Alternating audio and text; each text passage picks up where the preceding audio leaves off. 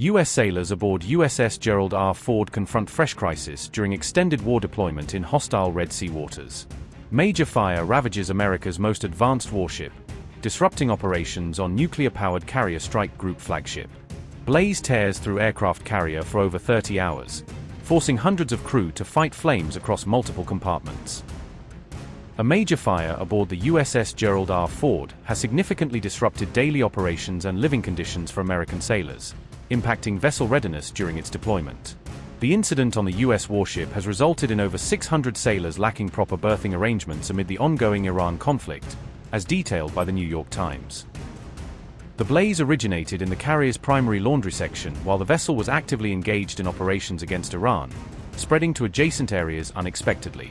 It required more than 30 hours of sustained firefighting efforts to completely extinguish the flames after they extended into multiple sections of the ship. By the point when the fire was brought under control, it had already compromised several living quarters, necessitating temporary relocations for affected personnel. The carrier, which has remained at sea for nearly 9 months in support of mission objectives, is now considering a transit to Crete for necessary repairs and assessments. Uncertainty persists regarding the duration the warship will need to stay in Crete for maintenance, according to statements provided to Reuters by naval officials. One official noted that approximately 200 sailors sustained smoke inhalation injuries during the outbreak, requiring prompt medical attention. The injured personnel received initial treatment on board the vessel, with one sailor necessitating medical evacuation for further care. This occurrence unfolds as the ship's roughly 4,500 crew members endure pressures from an extended deployment schedule far from home bases. Sailors aboard the warship have been at sea for 9 months, with indications the deployment may prolong further depending on operational demands. Prior reports highlighted malfunctions in the ship's plumbing infrastructure, disrupting hundreds of toilets and adding to onboard maintenance challenges. The U.S. military has expended high-value munitions on an unprecedented scale in the Iran war, rapidly drawing down stocks of the very weapons it would need in any major conflict in the future. This raises serious questions about the implications of the Iran war for the U.S. war-fighting capabilities in the future, and whether Washington can sustain another large-scale confrontation if one breaks out soon. Iran's air defense has sharply limited the ability of U.S. aircraft to operate deep inside its territory, forcing American planners to think twice before sending manned jets into heavily defended airspace. This has ensured that the U.S. cannot rely on low-cost gravity bombs to strike targets in Iran, stripping it of one of the cheapest and most flexible tools in its arsenal for sustained air campaigns. The U.S. is relying on costly precision missiles to strike from safer distances, reducing risk but increasing operational costs.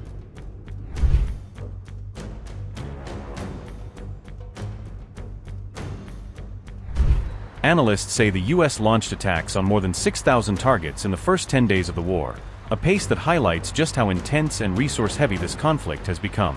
The U.S. has also fired over 2,000 anti-ballistic missiles to intercept Iranian counterstrikes, raising concerns about how long it can sustain such a high rate of expensive defensive fire. Director of the Missile Defense Program at the Center for Strategic and International Studies, Tom Caraco, said, and I quote, "I want to quote General McCain, the chairman of the Joint Chiefs, who was asked, 'Do we have enough?' And he said, 'We have enough for this conflict.' That is not the same as saying that we have enough for the other tasks that we have around the world, most significantly deterring a conflict with China. And so we have now cut in very substantially to our total inventory of missile defense interceptors. The numbers, the complete numbers, have not been released. We have just gone and vaporized many billions of dollars and hundreds and probably thousands of missiles over the past 2 weeks. And so you put that together, and it's not a very good picture. And so at the very minimum, Congress is going to have to step up, I believe, for munition supplemental in the very near term." The depletion of Aegis, THAAD, Patriot, and Tomahawk systems comes at a time when the Pentagon's budget is already under severe strain, squeezing the resources available for both current operations and future plans. Cold War-era equipment such as E-3 AWACS, KC-135, and F-15CD are in urgent need of replacement, adding further pressure on an already stretched modernization agenda. At the same time, major programs like the F-47 fighter, the B-21 bomber, and upgrades for F-35 fighters have imposed tremendous costs, locking the U.S. into long-term spending commitments that are difficult to scale back. This may force the US to choose between replenishing its depleted stockpiles and funding these costly new programs, a trade-off that could shape the balance of American military power for years to come. A top Trump advisor said the United States has already spent about $12 billion on its ongoing war with Iran, underscoring how rapidly the financial cost of the campaign is mounting. That figure was disclosed by Kevin Hassett during an interview on CBS's Face the Nation, where he discussed both the military campaign and its broader economic implications. Hassett said the estimate reflected the latest briefing he had received on the cost of the campaign so far, suggesting the number was based on recent internal administration assessments. CBS also said that more than $5 billion worth of munitions alone had been used during the early phase of the war, highlighting how expensive the opening strikes were even before broader operational costs were counted. Hassett did not dispute that estimate and instead argued that the wider economic effect remained manageable for now, saying the administration believed it still had the resources it needed.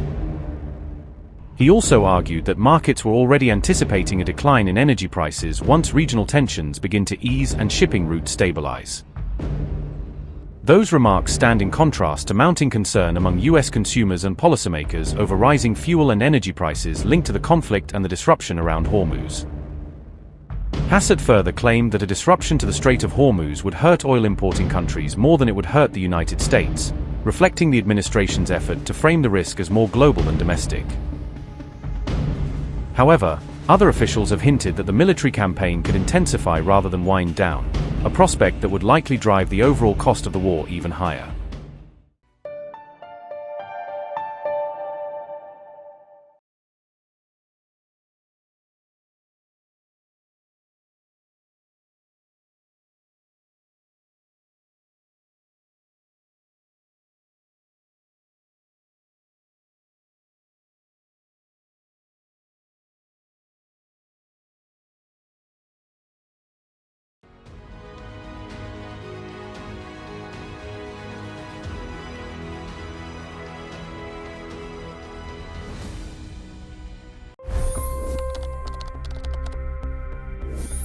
$25 crore गरीब गरीबी को परास्त करके बाहर निकले। For the good of our nation, let's work together and let's truly make America great again. The fastest news breaks. Requested PM saying that look, you will have to speak to Putin and to Zelensky. The biggest newsmakers. The relationship with India is probably the most important bilateral relationship the US will have for the rest of this century. The capital delivered quite an election result today.